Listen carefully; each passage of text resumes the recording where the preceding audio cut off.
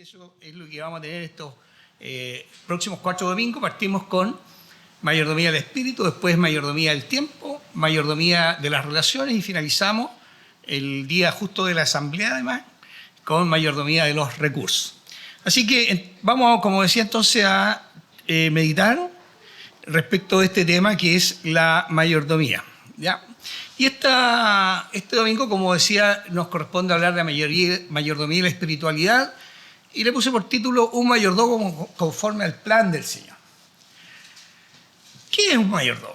A lo mejor muchos de nosotros hoy día, en este siglo XXI, como distante a esta función, no siempre tenemos tan claro qué es un mayordomo o lo relacionamos con algunas actividades laborales, ¿no es cierto? Los edificios, no sé si saben en algunos casos, se le llama mayordomo a la persona que tiene que administrar, estar preocupado que la caldera funcione, que el agua funcione y todas esas cosas. Pero ¿qué era el concepto mayordomo en la antigüedad? Yo no sé si todos saben, pero los mayordomos en la antigüedad eran esclavos. Era un esclavo de confianza que se encargaba de la casa o los negocios de su dueño. Tenía una posición de gran responsabilidad y gozaba de consideración y autoridad. Esto es una cosa interesante. Esto que está en la definición del concepto de mayordomo, es que en la antigüedad era un esclavo, ¿ya? No era una persona libre. Pero este esclavo gozaba, como decíamos, de la confianza de quien era el propietario, incluso de él. Y se tenía que encargar de toda la administración y tenía una posición que no solo era privilegiada, sino que gozaba de una consideración especial. Y por lo tanto tenía tanta autoridad que solo era opacada por la del rey. Ese era el mayordomo, ¿ya? Como decía, la mayordomía puede ser un concepto que tal vez no está así de definido en la Sagrada Escritura, pero si nosotros tomamos desde la creación nos vamos a dar cuenta que está implícito y podemos descubrir que en el plan de Dios siempre ha estado presente este concepto para cada uno de nosotros. Partamos primero tomando un texto que dice: entonces dijo Dios, hagamos al hombre a nuestra imagen conforme a nuestra semejanza, y señoree en los peces del mar, en las aves de los cielos, en las bestias, en toda la tierra y en todo animal que se arrastra sobre la tierra. Y creó Dios al hombre a su imagen, a imagen de Dios lo creó. Varón y hembra los creó. Y los bendijo y les dijo: fructificaos y multiplicad, llenad la tierra y sojuzgadla, y señoread en los peces del mar, en las aves de los cielos y en las bestias que se mueven en la tierra. Entonces este es un relato, el primer relato que encontramos en Génesis acerca de la creación y de la creación del hombre y la mujer, ¿no es cierto? Después en el capítulo 2 tenemos algo que viene a complementar, no es que hayan contradicciones, pero en este primer relato, una de las cosas que surge inmediatamente está relacionada con el papel que le otorga Dios a la especie humana, a nosotros.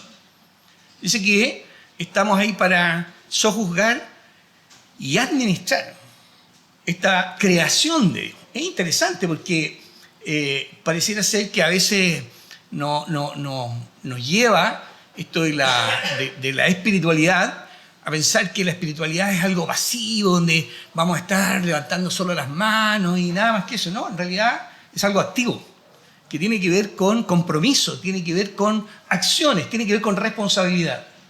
Eso es lo que vamos a hablar.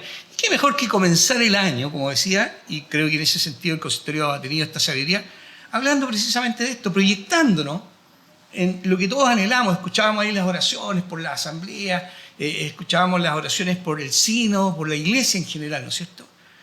Hermanos, el día 26, que va a ser la asamblea, las cosas no van a cambiar. Solo que nosotros tenemos que orar para entender qué es lo que va a ocurrir, por qué y cómo. Por eso es que tenemos que orar, y tenían razón las hermanas y hermanos que nos dicen que estemos en oración, porque eso nos va a poder permitir comprender qué es lo que Dios espera para su iglesia y poder entonces ser buenos administradores. Pablo, hablando, dice: ahora pues ténganos los hombres por servidores de Cristo y administradores de los misterios de Dios. Ahora bien, se requiere a los administradores que cada uno sea hallado fiel. De manera que nosotros somos mayordomos, hermanos amados, de las cosas que el Señor nos ha otorgado. Por lo tanto, hablar de mayordomía nos permite reflexionar en lo que el Señor nos está encomendando y lo que espera de cada uno de nosotros. Como ya había dicho, a menudo pensamos que esto tiene que ver solo con temas materiales. En realidad es toda nuestra vida. Cuando se le pregunta al Señor cuál es el mandamiento más grande, dice que debemos amar a Dios con todo nuestro alma, con todo nuestro ser. Es decir, toda nuestra vida debe estar consagrada al Señor, por lo tanto, a servir y a administrar todo lo que el Señor nos ha otorgado. En la clase me acuerdo que el profesor decía, muchas veces nos ocurre que nos sentimos que nosotros somos los que hemos tenido esta familia, hemos tenido esto, hemos tenido... En realidad, hermanos amados, la palabra del Señor nos enseña otra cosa totalmente distinta. Si tenemos una familia, es porque el Señor ha sido misericordioso, nada más. Y eso es algo que tenemos que tener claro. Ahora, les voy a invitar a que abran sus Biblias para entrar a la meditación. En el texto que va a ser la base, como decía, que se encuentra en Éxodo capítulo 20. Y vamos a leer los primeros 7 versículos. Levante la mano si alguna vez alguien no ha leído jamás este texto. Yo creo que todos lo conocen perfectamente bien. Qué bueno, eso me alegra porque eso significa que vamos a hablar de las cosas que alguna vez hemos leído.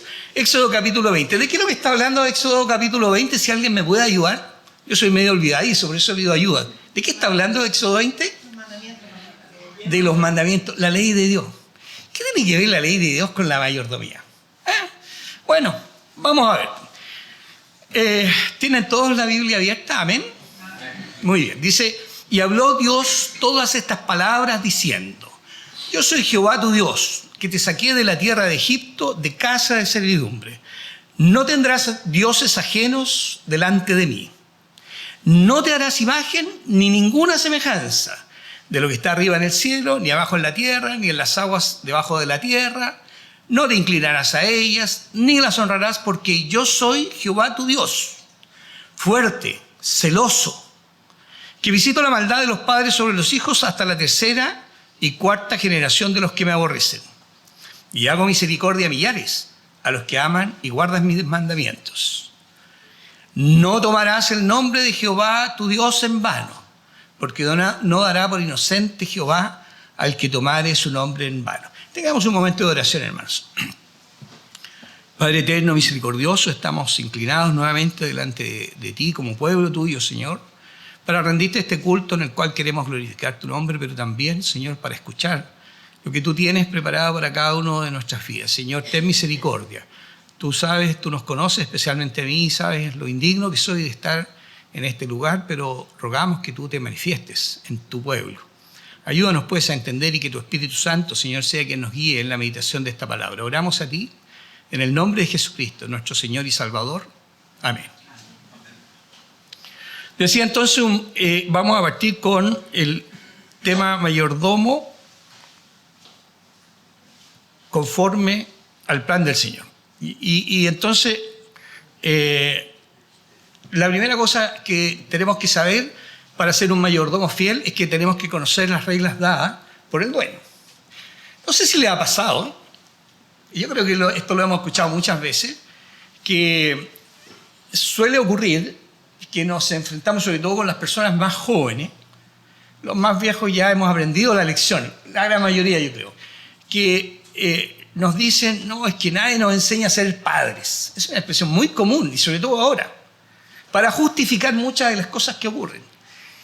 Hermanos amados, si pudiéramos ser fieles a la palabra del Señor, la verdad es que esta escritura nos da guías muy concretas para ser padres sabios. Así como nos da enseñanzas para ser hijos sabios, para ser buenos vecinos, para ser buenos trabajadores. Mire, abarca todas las áreas de la vida. Por eso nosotros decimos que la Biblia, la palabra del Señor, es la guía para nuestra vida. Y este texto que hemos leído, que está repetido en Deuteronomios capítulo 5, de los versículos 6 al 11, comienza con una declaración que podríamos decir eso. Permiso. Supongo que graba mi estado, ¿no es cierto? Comienza con una declaración que es súper importante para entender por qué el Señor tiene esta preocupación por nosotros. Dice, yo soy el Señor tu Dios, que te saqué de la tierra de Egipto de casa de servidumbre. Si comparamos el relato en Deuteronomio, encontramos la misma introducción, lo que podríamos decir está siendo el rayado de la cancha. ¿Quién es este que viene a darnos estas indicaciones? ¿Quién es esta autoridad que nos viene a decir qué tenemos que hacer? Pero permítame, antes de llegar al texto, algunos datos importantes. Primero, el tema omití intencionadamente, no dije Jehová no porque me hubiera equivocado, sino que porque tenemos que aclarar que el nombre de Dios no es Jehová precisamente, sino que es la traducción que se ha hecho a partir de una declaración que él da a Moisés en un lenguaje en el cual no habían vocales. Y los que saben hebreo, yo no tengo idea, pero leo a veces, saben perfectamente que esa pronunciación podría ser Jehová, podría ser Yahvé o algo similar. ¿Ya? Eso por una parte, pero lo importante aquí es que él se declara quién es. Él declara su personalidad. Entonces, algunos datos, como decía, importantes. Yo soy, dice, tu Dios. El pueblo de Israel, ¿quién era el pueblo de Israel? El pueblo de Israel era una nación a partir de una familia. No era un pueblo como los egipcios, con una larga trayectoria, ¿no es cierto? Es un pueblo que surge de una familia. Y fíjense, mire lo que hace el Señor en sus planes, para que nos demos cuenta de que, como dice el profeta Isaías, sus caminos son muy distintos a los nuestros y sus pensamientos totalmente distintos. Esta familia surge no de un joven vigoroso como los jóvenes que están aquí, que están armando el futuro, algunos que van a ser papás recientemente, ¿no? Otros que están siendo papás recientemente. No es así. Este pueblo de Dios, esta familia, surge de un viejito. De un viejito. Una edad más o menos parecida a la del hermano Jaime. En realidad lo uso porque tiene... Yo, si tuviera 80, me usaría yo de ejemplo, pero más o menos por ahí está la edad. Sí, imaginemos eso. Pero agregue algo más en este relato. Tenía una señora estéril. O sea, ¿de qué estamos hablando? Se dan cuenta cómo el Señor, lo decíamos, es el Señor de todas las cosas y todo está bajo su gobierno. Eso, si fuera pentecostal, diría gloria a Dios, hermano. Porque realmente eso es un consuelo para nuestras vidas.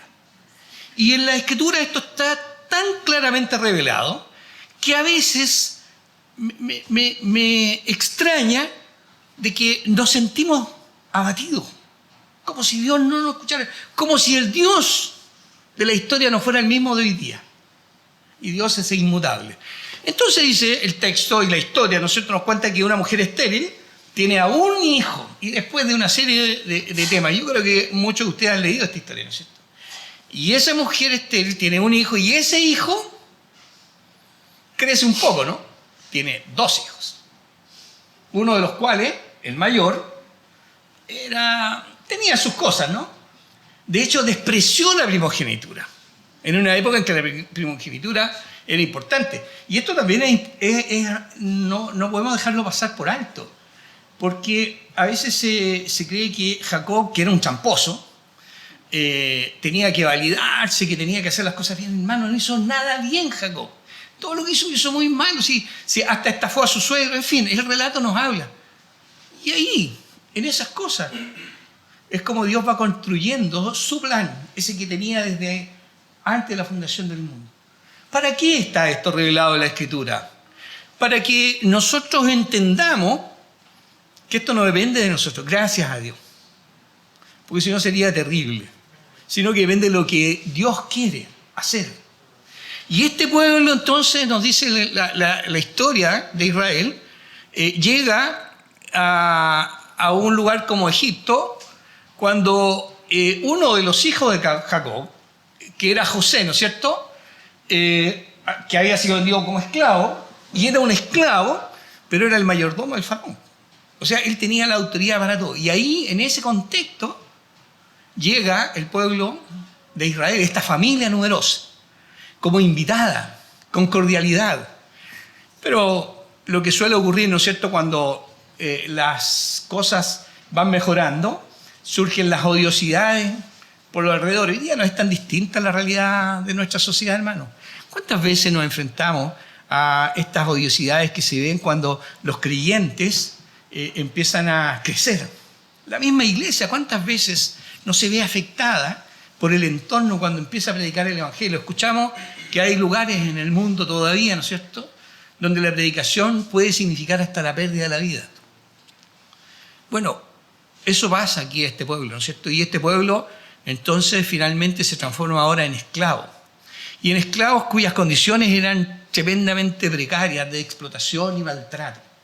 Así se va desarrollando la historia de Dios para su pueblo. Y es bueno recordarla, no solo como conocimiento histórico, mi hermano Alexis le gusta mucho la historia, ¿no? Pero no es solo para eso, es para que nosotros podamos ir comprendiendo quién es nuestro Dios y por qué cuando se nos habla de mayordomía tenemos que entender esta figura de fidelidad. José es un gran ejemplo de un mayordomo, pero hay muchos más en la Escritura. Decía entonces que cuando Moisés y Aarón se presentan ante Faraón para pedir la libertad por este pueblo después de todas estas circunstancias adversas que está viviendo y por el clamor del pueblo, recordando, Señor, tú prometiste a Abraham, Isaac y Jacob, decían siempre, y mira cómo estamos. ¿No le ha pasado alguna vez a usted? Señor, yo te sirvo y mira cómo estoy. Parte de nuestra naturaleza tiene que ver con eso.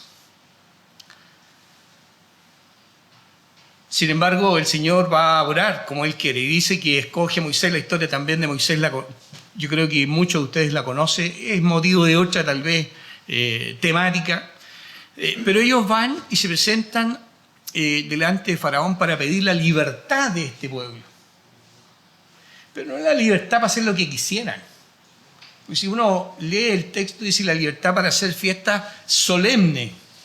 Es decir, era la libertad para ir a adorar a Dios. No puede pasarnos por alto esto y destacarlo porque en ocasiones nos encontramos con personas que habiendo conocido y habiendo confesado a Jesucristo como su Salvador están apartados de la iglesia, diciendo que están bien, pero que no necesitan congregarse. Como quien podría decir, yo ya soy libre y eso basta. Pero Dios nos ha llamado a la libertad para adorarle, para servirle, no para estar ociosos. Es interesante esto, porque justamente la reacción de Faraón ante eso dijo, estos están ociosos, por eso quieren la libertad. Y recarga el trabajo a estos esclavos. En ese contexto es como el Señor se va manifestando y por eso el Señor recalca, yo soy el Dios de este pueblo. También se mencionaba, yo decía, a ver si estábamos conectados con el profesor de la escuela dominical, porque hablaba del tesoro especial. Fíjese que Éxodo 19:5 dice, ahora pues, si diereis oído a mi voz y guardareis mi pacto, vosotros seréis mi especial tesoro sobre todos los pueblos, porque mía es toda la tierra. Eso es la iglesia, hermano. Un especial tesoro del Señor por sobre todos los pueblos. Entonces, por eso tenemos que subordinarnos a la autoridad. Y por eso cuando está dando estas normas al pueblo, le dice que yo soy tu pueblo, que te saqué de la tierra de Egipto. No solo hizo de él un pueblo especial, un tesoro especial, sino que está preocupado por ellos. Y eso es algo que tenemos que considerar hasta el día de hoy. Por eso decía la clase a veces que estaba plenamente vinculada a esto, hablaban de la providencia divina, ¿no? Dios está preocupado de su pueblo permanentemente. Aquí está la prueba, porque en medio de todo eso que están viviendo, Él provee los medios para la salvación. Y de la forma más extraña, porque llama a un líder que no era el más destacado en la oratoria. Aquí hay hermanos que son muy destacados en la oratoria. Usted sí no era destacado en eso. Había sido un asesino. ¿Se acuerdan de la historia de Moisés? Los que la han leído. Moisés asesinó y ocultó un cuerpo y se arrancó. Miren lo que el Señor escoge. Pablo dice lo vil de este mundo. Así es. Así que tenemos que dar gracias que dentro de ese plan estemos nosotros, que el Señor nos haya rescatado. Entonces los sacó de esclavitud, por lo tanto tienen el derecho a establecer las normas para entenderlo. Pero también su autoridad está definida y por eso es importante cuando leemos la Escritura y estudiamos lo que está diciendo, no solo como un relato que nos conmueva, sino que para poder extraer la profundidad y vigencia de su mensaje incluso para el día de hoy. Lo que Dios está declarando es que para ser su pueblo tienen que existir normas que hagan la diferencia. Hoy día es lo mismo. Jesucristo dijo que no iba a abolir la ley. Hay personas que a veces nos dicen que en los tiempos actuales es difícil cumplir con lo que el Señor nos demanda. La vida moderna, con sus propias reglas y la relajación en temas morales y de conducta, parece que hace que los creyentes tengamos que, entre comillas, adaptarnos a esta sociedad. Pero no es lo que el Señor quiere para nuestras vidas. No es lo que el Señor espera. Las cosas no eran tan diferentes. Tal vez lo diferente es que no teníamos la tecnología que tenemos hoy día, sin lugar a dudas. Y ni tantos desarrollos como los que hay hoy día. Pero el comportamiento y la conducta era como la nuestra. Fíjense que este pueblo está transitando en medio de naciones que rendían culto a los ídolos, que eran paganos, donde la sexualidad era un tema de satisfacción personal. Incluso en algunos pueblos era parte de la religiosidad. No es tan distinto a lo que pasa hoy día. Así que no podemos decir que hoy día es más difícil que en esa época ser obedientes al Señor. Y tenemos que tener cuidado con esto porque estas cosas a veces empiezan a permearnos y a debilitarnos. En la serie de lecciones que tuvimos el año pasado que hablaban de caminando con Dios, hablábamos de la santidad. Es un proceso en el cual los creyentes tenemos que participar permanentemente. Segundo aspecto que nosotros nos encontramos acá es que las reglas dadas por Dios nos permiten ser administradores fieles y andar por el camino correcto. Qué interesante es cuando nosotros consideramos esto. Sabemos, y lo hemos estudiado, lo hemos dicho y lo hemos reiterado, que la salvación no es por obra. Que cumplir la ley no nos va a dar la salvación. Lo reiteramos, yo por eso digo que estamos muy claros en esto hoy día, así que todos los que estuvieron en la escuela dominical lo tienen fresquito ahí. No es eso lo que nos va a conducir a la salvación, sin lugar a duda. Entonces, ¿cuál es la relación de esta con nosotros? El mismo Señor Jesús destacó que no vino a abolir la ley, sino a cumplirla. Indicó que no se va a ahorrar ni una tilde ni una coma. Es más, Él le dio un alcance mucho más profundo al tema de la ley. Porque recuerden cuando dice, ¿viste qué fue dicho? Más yo os digo, sobre todo en el caso de no matarás, que a mí me llama mucho la atención. Así que cuando uno insulta a una persona, está cometiendo un acto tan grave ante Dios como si le quitáramos la vida. Y nosotros a veces nos sentimos que somos mejores, ¿no? Nosotros no somos como esos delincuentes que matan. Somos iguales, solo que la gracia de Dios nos sostiene y nos reprende. Pero si el Señor nos soltara, créanme que nuestra vida podría ser muy distinta. Así que la diferencia no está en nosotros, está en lo que Dios hace en nuestras vidas. Cuando le preguntan a Jesús malintencionadamente, bueno, Señor, ¿y cuál es el primer mandamiento? El más importante, le dice, amarás a Dios con toda tu alma y con toda tu mente. ¿Cómo vamos a amar a Dios entonces si no lo conocemos? ¿Cómo vamos a decir yo amo a Dios si no encontramos la guía de cómo Dios espera que le amemos? Esa es la relación que nosotros vamos a tener con esta ley, que Dios ha declarado qué quiere de nosotros para adorarle. No que hagamos las cosas como se nos ocurre. No tendrás dioses ajenos delante de mí, dice. Es una declaración que no admite ninguna interpretación. O sea, Dios quiere la exclusividad. ¿Y por qué? Porque ya lo ha dicho. Yo soy tu Dios que te sacó de la esclavitud. ¿Y acaso no nos sacó de la esclavitud del pecado? ¿Acaso por la gracia de Jesucristo hoy día no estamos librados del castigo al que teníamos que llegar por causa de nuestro pecado? O sea, nos ha librado del pecado. El pecado ya no puede tener poder sobre nosotros. Aunque seguimos siendo imperfectos, ¿no es cierto? Pablo lo reconocía, lo que quiero hacer eso no hago y lo que no quiero hacer eso hago. Es decir, esta naturaleza pecaminosa todavía nos sigue anclados hasta el minuto de cuando nos encontremos con el Señor, ¿no es cierto? Y ahí vendrá el cambio total. Pero hoy día, conscientemente tenemos que ser capaces de obedecer a Dios y someternos. Tal vez hay cosas que en este no tener dioses ajenos empañan nuestra relación con el Señor.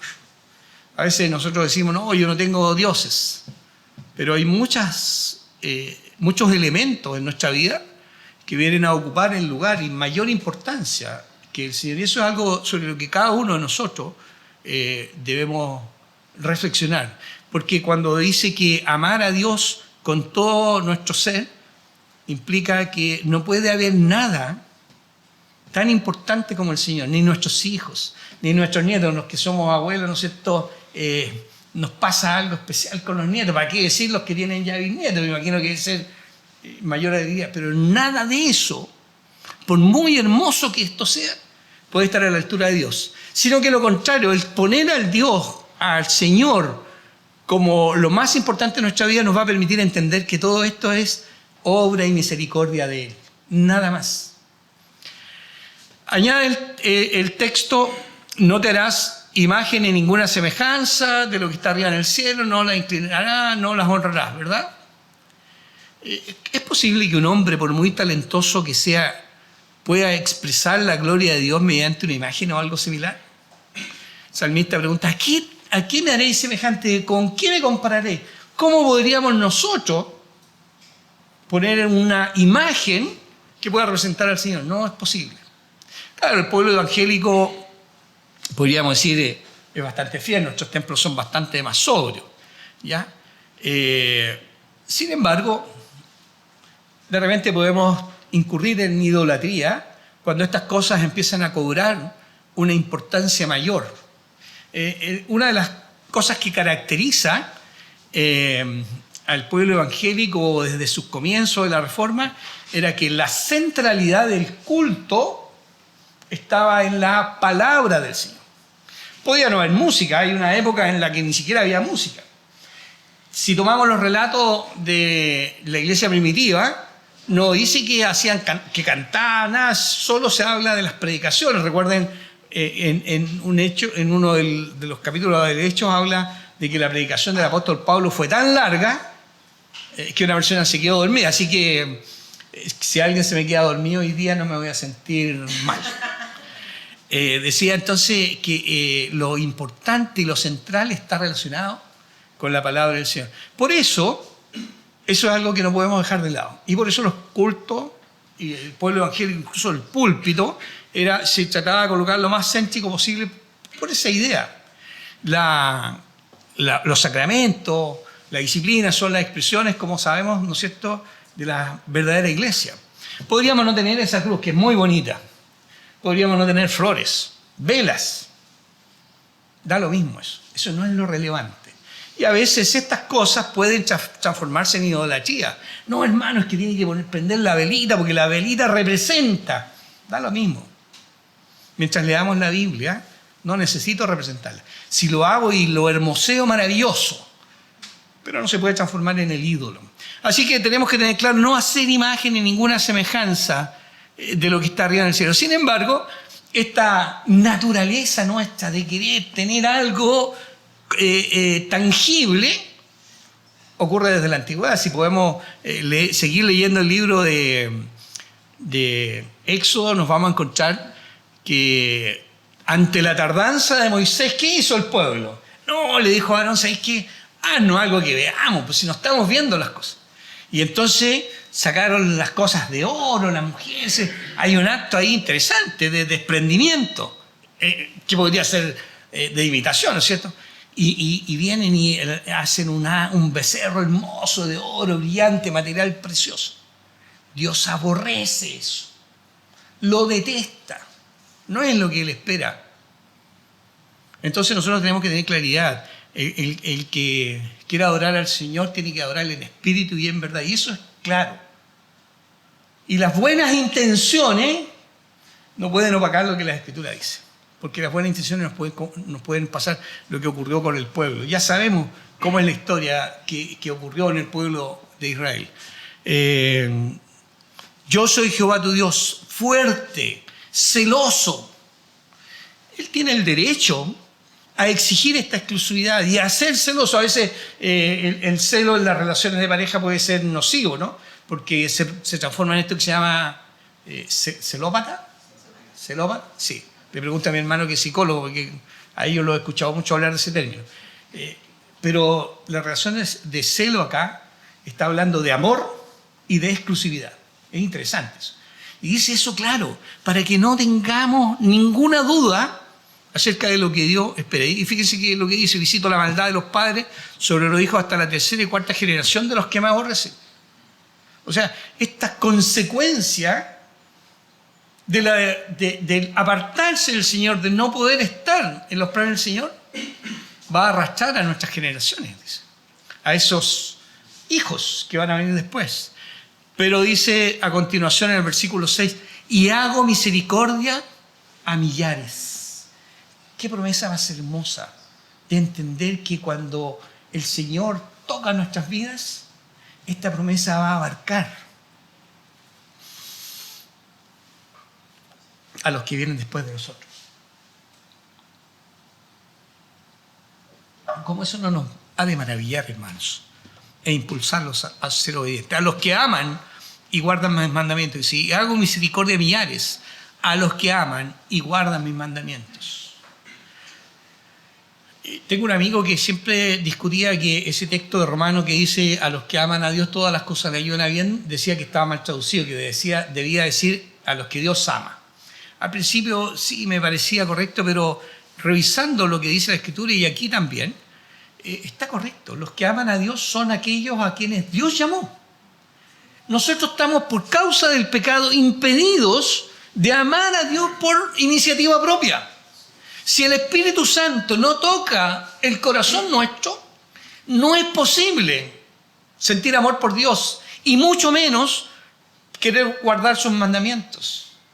De manera entonces que tenemos claridad que nosotros podemos amar a Dios porque Él primero nos amó, porque Él tomó la iniciativa. Y eso también tiene que sostenerlo. Las reglas entonces puestas para ser mayordomo nos van a permitir ser un pueblo distintivo, diferente. Cuando dice que hace misericordia a millares, está hablando de un aspecto que tiene que ver con el cómo vamos a amar a Dios. Tiene que ver en que además el Espíritu Santo debe trabajar día a día en nuestra vida para crecer en obediencia, crecer en santidad. Podríamos hablar mucho más de esto.